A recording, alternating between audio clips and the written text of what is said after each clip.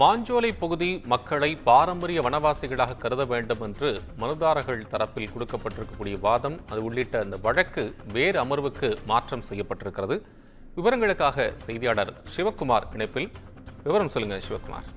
அதாவது நெல்லை மாவட்டத்தில் இருக்கிற பகுதி பார்த்தீங்கன்னா மாஞ்சோலை, நாலுமுக்கு, ஊத்து, குதிரைவெட்டி ஆகிய 4 பகுதிகள். அதாவது இந்த பகுதிகள் 99 வருஷ குத்தகைக்கு பிபிடிசி அப்படிங்கிற பாம்பே பர்மா ட்ரேடிங் கார்பரேஷன் கம்பெனிக்கு கொடுக்கப்பட்டது. இந்நிலையில 99 வருஷத்துல 95 வருஷம் ஆன கதையில என்ன பண்ணாங்கன்னா 4 வருஷத்துக்கு முன்னாடி ஒப்படைக்கிறது, அந்த அரசு கிட்ட ஒப்படைக்கிறதுக்காக உண்டான பூர்வாங்க பணிகளை அந்த தேயிலை நிர்வாகம் ஆரம்பிச்சு அதன் அடிப்படையில் அங்கே உள்ள ஊழியர்களுக்கு பணங்கள் கொடுத்து, அதே மாதிரி பார்த்தீங்கன்னா அங்கே தங்க வச்சிருந்தவங்களை வெளியே போய் பார்த்துக்கோங்க அப்படின்னு சொல்லி அவங்களுக்கு உண்டான நஷ்டஈடு, இழப்பீடு, அதே மாதிரி பார்த்தீங்கன்னா அவங்களுக்குள்ள பிஎஃப், கிராஜுவிட்டி போன்றவற்றை கொடுக்க ஆரம்பிச்சாங்க. இந்நிலையில் அந்த மக்கள் அங்கேருந்து வெளியே போக முடியாது, எங்களுக்கு வெளியே போனால் எங்களுக்கு எதுவுமே தெரியாது அப்படின்னு சொல்லி ஒரு போராட்டங்களை அறிவிச்சாங்க. இந்நிலையில் இது குறித்த வழக்கு ஏற்கனவே 4 முறைக்கு மேலே உயர்நீதிமன்ற மதுரை கிளையில வந்திருந்தது. இந்நிலையில இன்னைக்கு அந்த வழக்கு விசாரணைக்கு வந்தது. இதுல என்ன சொன்னாங்கன்னா, வனம் தொடர்பான வழக்குகளை விசாரிக்கிற அமர்வு, அதாவது விசாரிக்க இந்த அமர்வுக்கு பதிலாக நீங்க ஏன்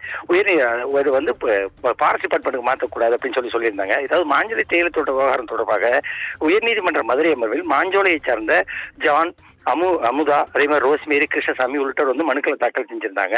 இந்த மனுக்கள் நீதிபதி சுப்பிரமணியன், விக்டோரியா கௌரி அமர்வு இன்னைக்கு விசாரணைக்கு வந்தது. இதுல புதித்தமிழகம் கட்சி தரப்புல உள்ள, அதாவது கிருஷ்ணசாமி தரப்புல என்ன சொன்னாங்கன்னா, மாஞ்சோலை பகுதி மக்களை பாரம்பரிய வனவாசிகளாக கருதணும்னு சொல்லி தெரிவிச்சாங்க. ஆனா நீதிபதிகள் என்ன சொன்னாங்கன்னா, மாஞ்சோலை தொழிலாளர்கள் பிபிடிசி நிறுவனத்தால பணியமர்த்தப்பட்டவங்க, அவங்களை எப்படி பாரம்பரிய வனவாசிகளாக கருத முடியும்?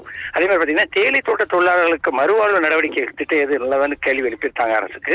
அரசு தரப்புல என்ன சொன்னாங்கன்னா, இது தொடர்பாக ஏற்கனவே நீதிமன்றத்தில் அறிக்கை சமர்ப்பிக்கப்பட்டிருக்குன்னு தெரிவிச்சிருந்தாங்க. ஆனா கிருஷ்ணசாமி தரப்புல என்ன சொன்னாங்கன்னா, நீண்ட காலமா வனத்துல வசிக்கிறவங்க பாரம்பரிய வனவாசிகளாக கருதலாம்னு விதி இருக்குது. ஆகவே மாஞ்சோலை தேயிலை தோட்ட தொழிலாளர்களை பாரம்பரிய வனவாசிகளாக கருதணும்னு வாதிட்டாங்க. இதனை தொடர்ந்து நீதிபதிகள் என்ன சொன்னாங்க அப்படின்னா, கிருஷ்ணசாமி தரப்பில் வனம் தரப்பாக கோரிக்கை வைச்சா இந்த வழக்கை வனம் தொடர்பான வழக்குகளை விசாரிக்கும் அமர்வுக்கு மாற்றி உத்தரவிட்டிருக்கிறாங்க. மேலும் ஏற்கனவே இந்த நீதிமன்றம் விதித்துள்ள இடைக்கால நிவாரணமும் தொடரணும்னு சொல்லி தெரிவிச்சிருக்கிறாங்க.